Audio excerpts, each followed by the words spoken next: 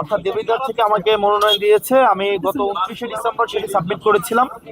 আজকে মনোনয়ন বাছাই হয়েছে এবং প্রাথমিকভাবে মনোনয়নটিকে বৈধ ঘোষণা করা হয়েছে।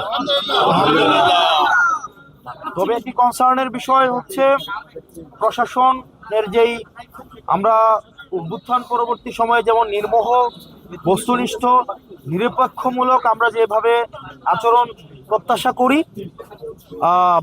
আজকে পরে মনে হয়েছে যে নির্বাচনে কতটা নিরপেক্ষ হবে, প্রশাসন কতটা নিরপেক্ষ থাকবে, সেটি আসলে এখন আমি শঙ্কা প্রকাশ করছি।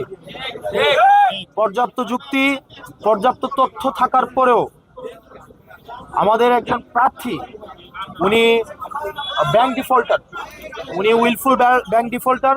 উনি একাধিক আর্থিক প্রতিষ্ঠান থেকে বিগত বিভিন্ন সময়ে উনি লোন নিয়ে সেটি আর ফেরত দেয়নি। দেশের অর্থকে উনি তছরুফ করেছেন এবং ব্যাংক ডিফল্টার হওয়া সত্ত্বেও উনি সেটিকে, এই তথ্যটি যখন গোপন করে এবং হাইকোর্ট স্টে দেওয়ার তথ্যটি যখন গোপন করে, এটি ব্যক্তিগত তথ্য গোপনের পর্যায়ে পড়ে এবং আমাদের নির্বাচনী আচরণ যে বিধিমালা রয়েছে সেখানে স্পষ্ট উল্লেখ আছে, কোনো প্রার্থী যদি ইচ্ছাকৃতভাবে তার তথ্য গোপন করে হলফনামায় উল্লেখিত, তাহলে সেটি তার প্রার্থিতা বাতিলের যে বিধান রয়েছে। কিন্তু আমরা দেখতে পেয়েছি প্রশাসনের কাছে আমরা পর্যাপ্ত তথ্য প্রমাণ এবং যুক্তি উপস্থাপন করার পরেও সেখানে প্রশাসন কতটা নিরপেক্ষ আচরণ করতে পেরেছে সেটি আসলে প্রশ্নবিদ্ধ। তো আমরা এখনো প্রত্যাশা করি, কিন্তু প্রশাসন আমাদের কাছে মনে হয় একটা বিএনপির দিকে ঝুঁকে গিয়েছে। সহজ কথা, প্রশাসনের যে দ্বিচারিতামূলক আচরণ সেটি নিরপেক্ষ, সুষ্ঠু, অংশগ্রহণমূলক নির্বাচন কতটা হতে পারে সেটি নিয়ে আসলে আমরা শঙ্কা প্রকাশ করছি।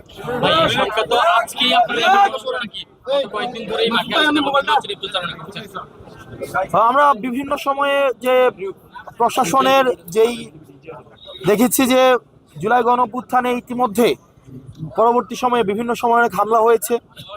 আমরা দেখেছি হাদি ভাইকে নির্মমভাবে হত্যা করা হয়েছে, স্পষ্টভাবে প্রমাণ থাকা সত্ত্বেও আমরা এখনো পর্যন্ত দৃশ্যমান কোনো ধরনের ব্যবস্থা নেয়নি।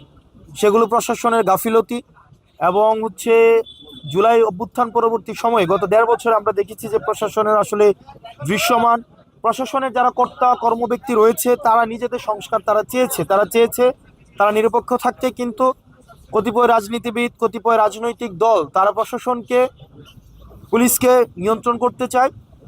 সেই জায়গা থেকে পুলিশ কমিশন, অ্যাডমিনিস্ট্রেটিভ কমিশন ঘটিয়ে হলেও সেটা এখনো পর্যন্ত আলোর মুখ দেখতে পায়নি।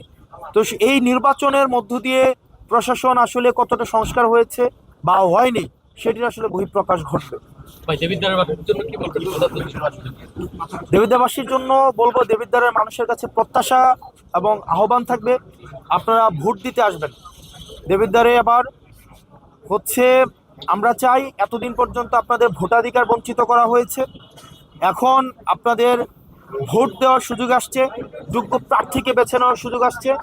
আমাদের মা বোন, আমাদের ভাইয়েরা, আমাদের রেমিটেন্স যোদ্ধা যারা আছেন, চাকরিজীবী, শিক্ষক, পেশাজীবী, আপনারা যারা আছেন, জুলাই অভ্যুত্থানে যে তরুণ প্রজন্ম অংশগ্রহণ করেছে, যারা জীবন দিয়েছে, আহত হয়েছে, আমাদের জেনজি নামে যাদেরকে ডাকি, তারা এইবারের মতো অনেকেই ভোট দেবে, প্রথমবারের মতো।